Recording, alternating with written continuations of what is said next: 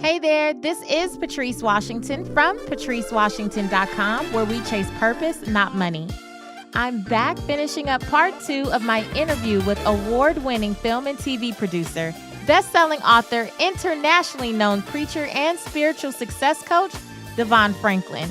Stay tuned because you want to hear about why relationships really matter as you build your career, as well as why DeVon says prayer just isn't enough. Is because too often when it comes to success, we only look at someone's tree of success. We don't actually go and examine the roots beneath the tree.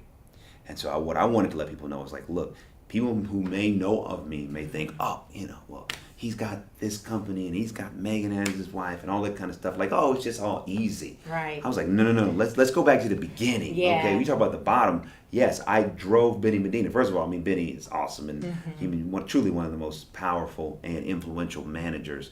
Really, when you look at the history of entertainment, when you look at the careers that he's been behind and how he has shaped so many lives and careers and elevated artist profile, it's amazing.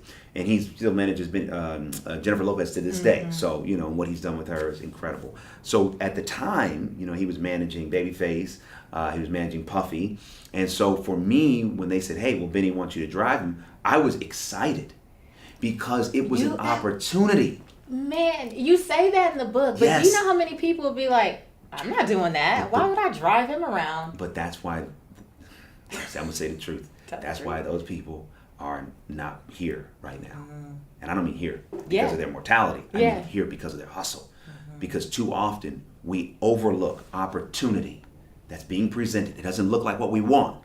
But if we would submit to the process and accept opportunity as it comes, we will be shocked that it will actually help us become who we need to be. So for me, I'm like, Benny Medina is one of the principals of the company. Benny Medina is one of the most influential people in entertainment business.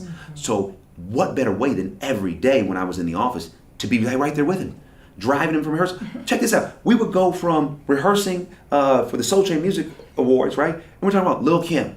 We're talking about Puffy. We're talking about Mace. At the time, all the hot talent. Yeah. And then drive to business meetings, drive to award shows. And the whole way through, I'm listening to conversations, how deals get done, how you handle talent, how you handle difficult situations. And then in between, when he would feel open, I'd ask him a question. Hey, why'd you say this?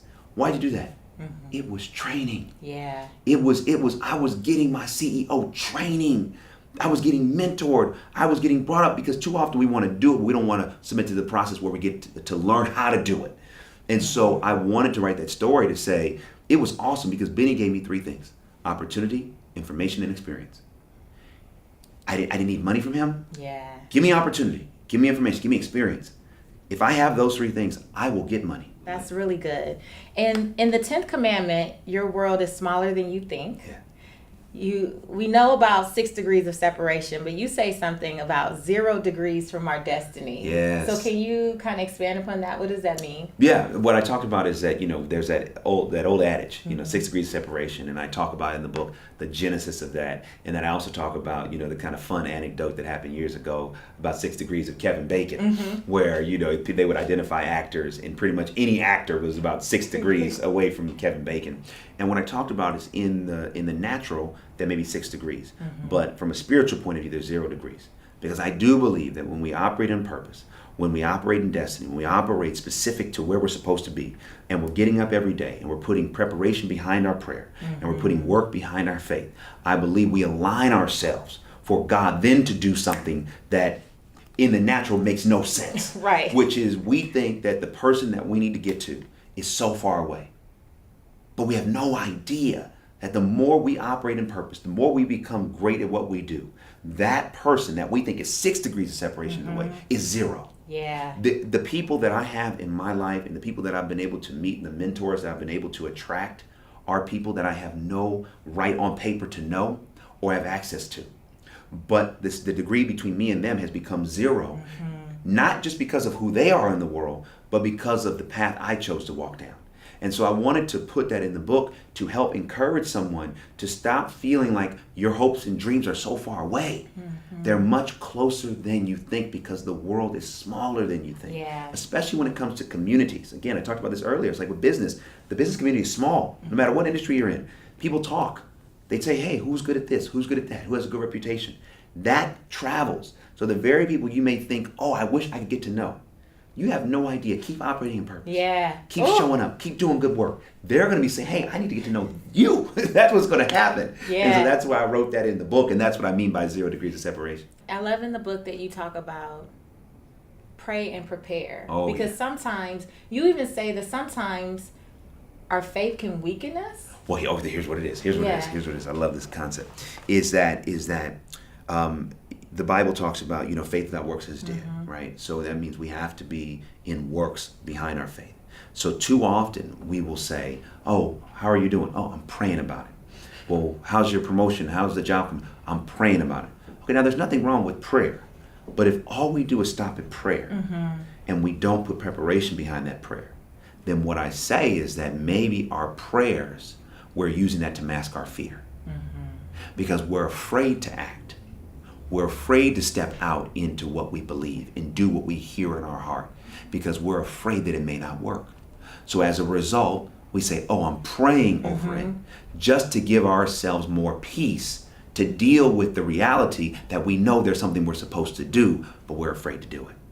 But isn't fear natural? I mean, fear is a natural reaction, Precisely. But here's when fear can be detrimental. Fat is natural too. But too much of it can be detrimental to our health. That's good. So yes, fear is a natural byproduct of being human, without a doubt. But it's how we deal with it. So anything that we're afraid of, I believe that's the very thing we should do. I believe we should take our fears and turn it into our to-do list. So there's nothing wrong with being afraid. Fear can also, in certain instances, can save your life.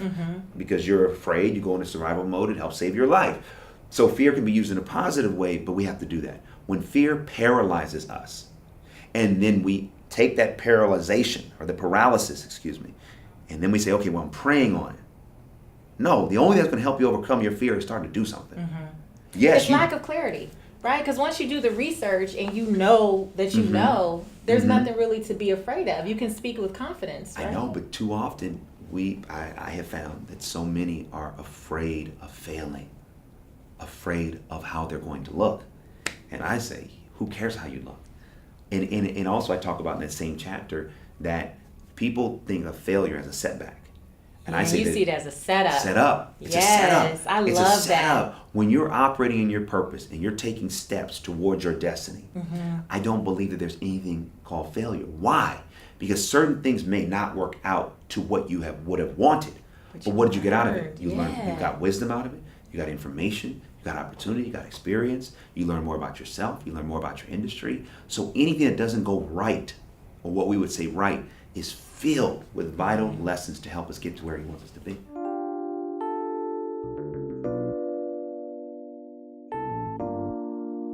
You can download my podcast, Redefining Wealth with Patrice Washington, and listen in on our 40-minute talk.